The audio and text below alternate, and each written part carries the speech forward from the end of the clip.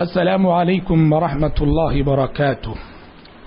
الحمد للہ رب العالمین والصلاة والسلام على اشرف الانبیاء والمرسلین وعلى آلہ واصحابہ اجمعین وعلى من تبعهم بإحسان الى يوم الدین. اما بعد، اعوذ باللہ السمیع العلیم من الشیطان الرجیم من همزه ونفخه ونفثه. اولئک الذین هدی اللہ فبہداہ مقتدہ. سامعین کرام، ہمارا ہفتہ واری پروگرام نیک لوگوں کی صحبت میں اس کی ایک اور کڑی لے کر آج میں آپ کی خدمت میں حاضر ہوں. اور آج بھی میں سابقہ ملاقاتوں کی طرح ایک جلیل القدر صحابی کے حوالے سے گفتگو کرنے جا رہا ہوں.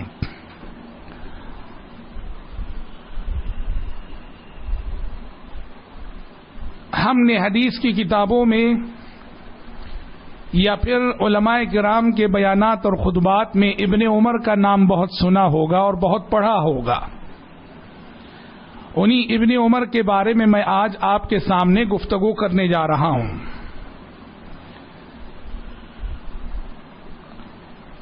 حضرت عبداللہ بن عمر بن خطاب رضی اللہ تعالی عنہ، جن کی کنیت ابو عبد الرحمن تھی، پیارے نبی کی بعثت سے 1 سال پہلے ان کی پیدائش ہوئی. یعنی پیارے نبی صلی اللہ علیہ وسلم جب 40 سال کی عمر میں نبی بنائے گئے، اس سے 1 سال قبل گویا حضرت عبداللہ بن عمر رضی اللہ عنہما کی ولادت مکے میں ہوئی تھی.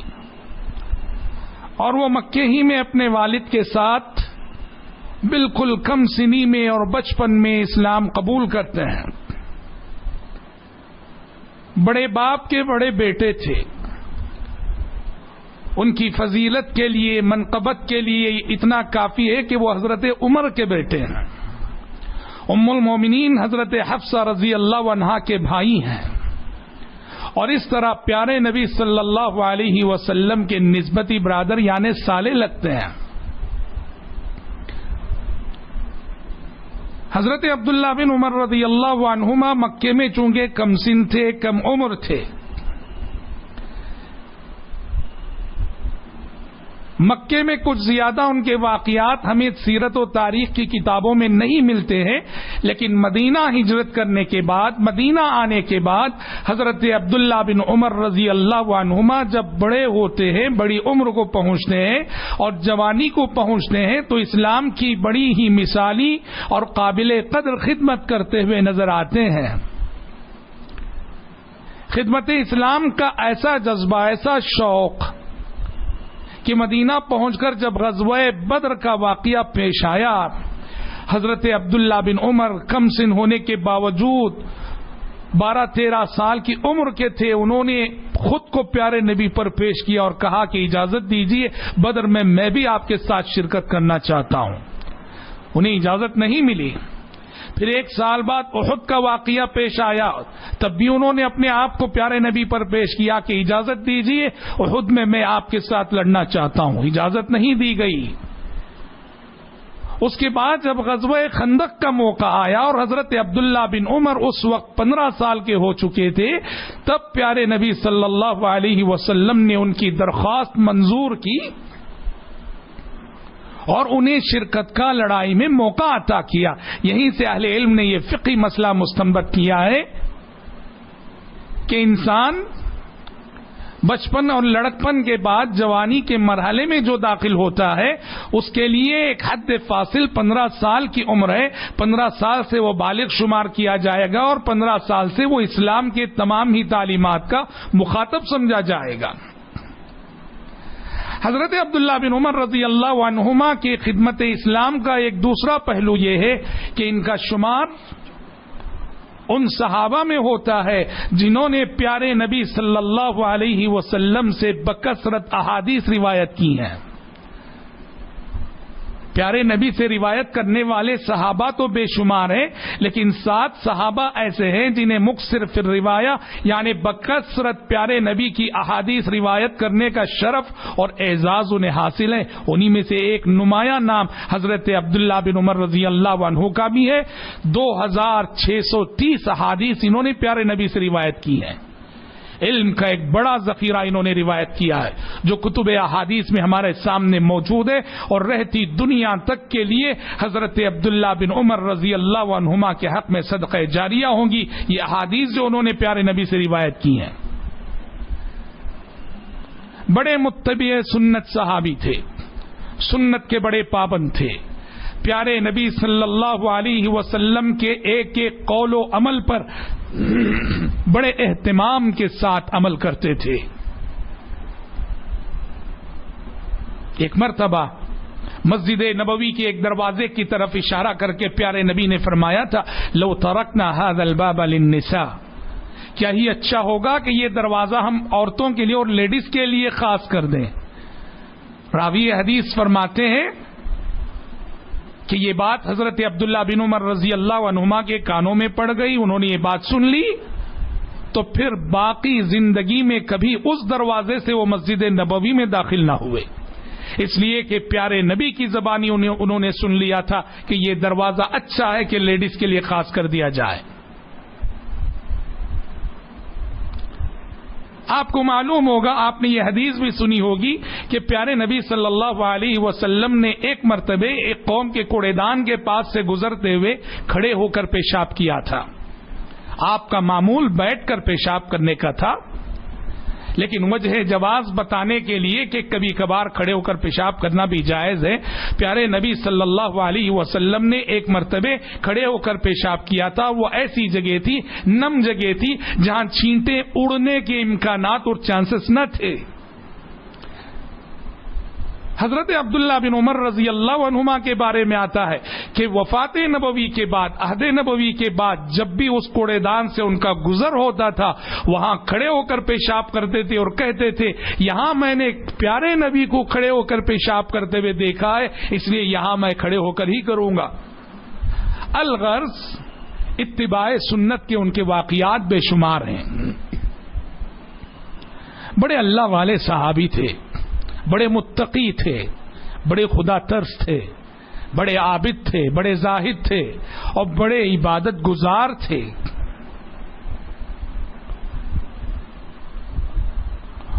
وہ فرماتے ہیں کہ میں عہد نبوت میں مسجد نبوی میں سویا کرتا تھا اپنی جوانی میں،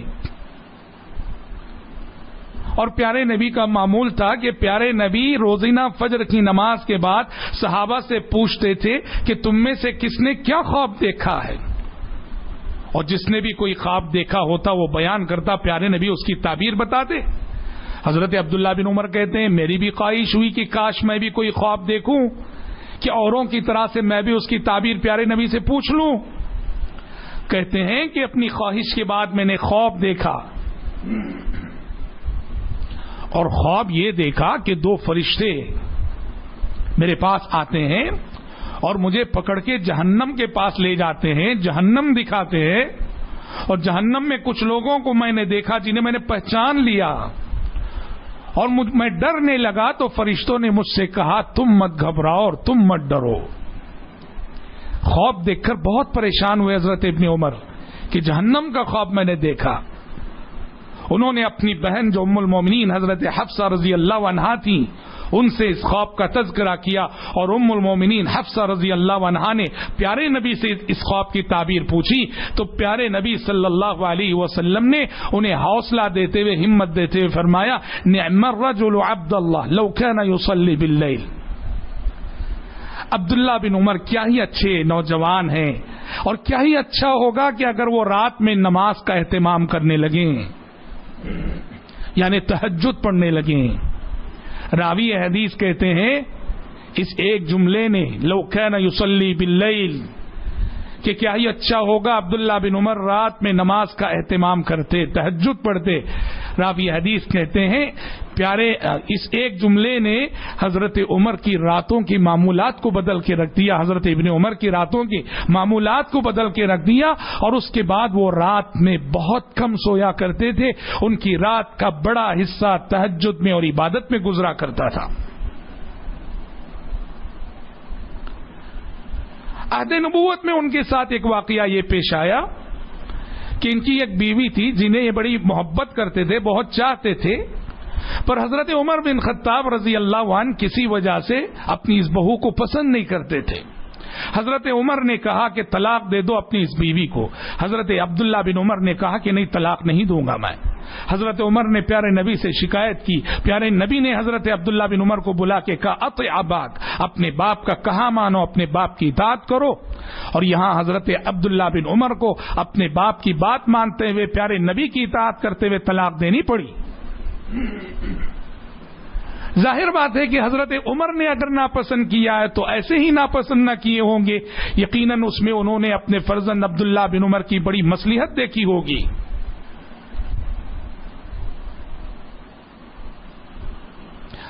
لیکن ہوا یہ کہ حضرت عبداللہ بن عمر رضی اللہ عنہ نے جو طلاق دی اپنی بیوی کو حالت حیض میں دے دی تھی, اور حالت حیض میں طلاق دینا ناجائز ہوتا ہے.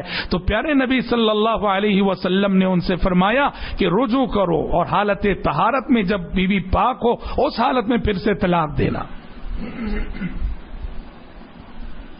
یہ واقعہ حضرت ابن عمر کے ساتھ پیش آیا کہ حضرت عمر کے کہنے پر انہیں اپنی بیوی کو طلاق دینا پڑا.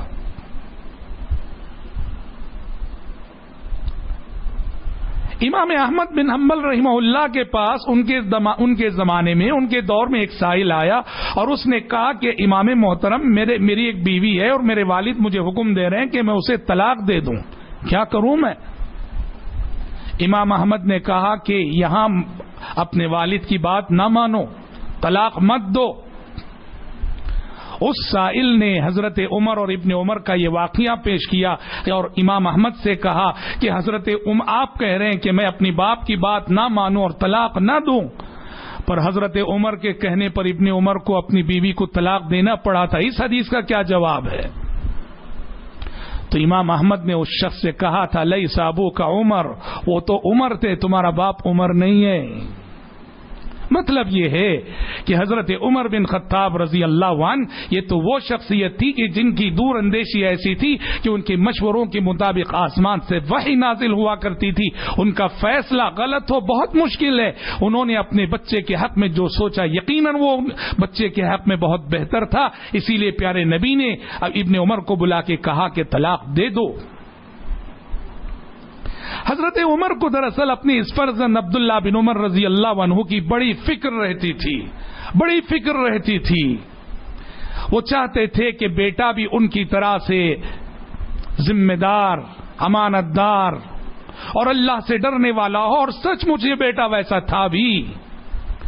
حضرت عمر دیکھیے اپنے زمانے خلافت میں انہوں نے بیت المال سے انصار اور مہاجرین کے لیے وظیفہ جاری کیا تھا, اور ایک ایک مہاجر صحابی کو سالانہ 4000 درہم دیتے تھے.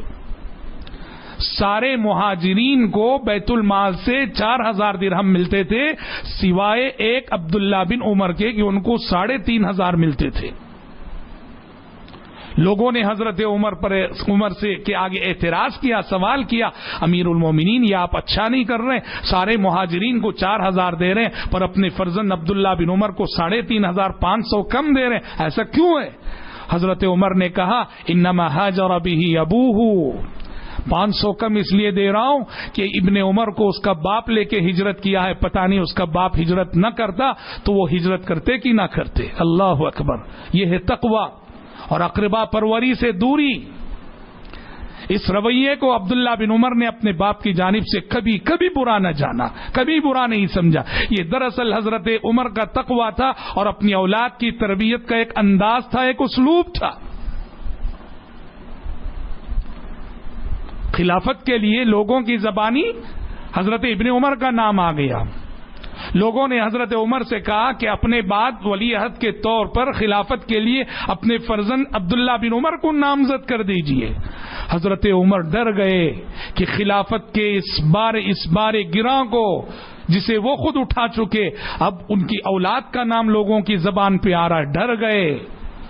تو لوگوں کی نظروں میں عبداللہ بن عمر کی اہمیت کو کم کرنے کے لیے، گھٹانے کے لیے، تاکہ لوگ آئندہ عبداللہ بن عمر کا نام نہ لیں خلافت کے لیے، جب لوگ کہنے لگے کہ ولی عہد ابن عمر کو بنا دیجئے، کہنے لگے لوگوں میں اس شخص کو کیسے خلیفہ نامزد کروں اپنے بات کے لیے جسے بیوی کو طلاق دینے کا طریقہ بھی نہیں آیا۔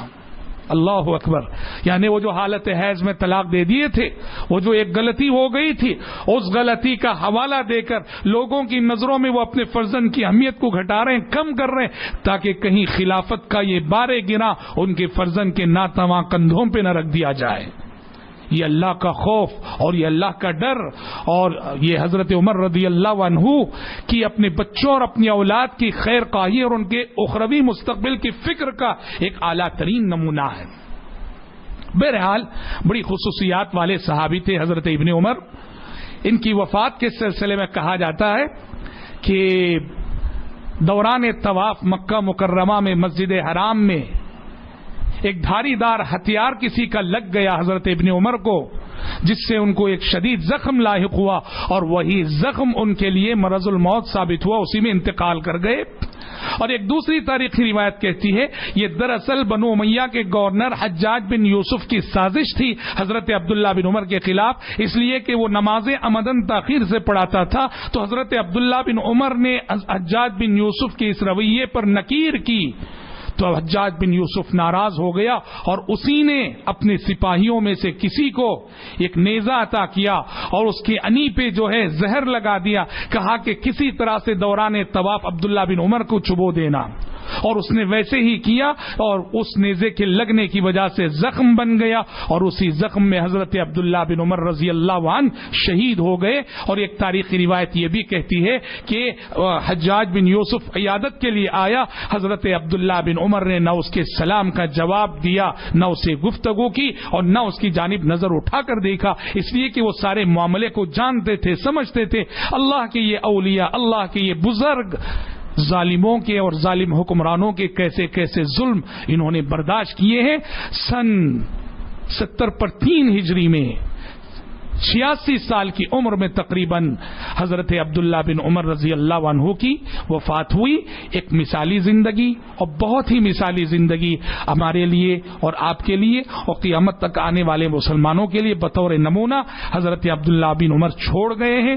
دعا ہے کہ رب العالمین ہمیں اور آپ کو حضرت عبداللہ بن عمر رضی اللہ عنہ کو کی زندگی سے جو سبق ملتے ہیں ان اسباق کو اپنی زندگی میں اپنانے کی اور اپنی عملی زندگی میں نافذ کرنے کی توفیق اور سعادت نصیب فرمائے، آمین ثم آمین۔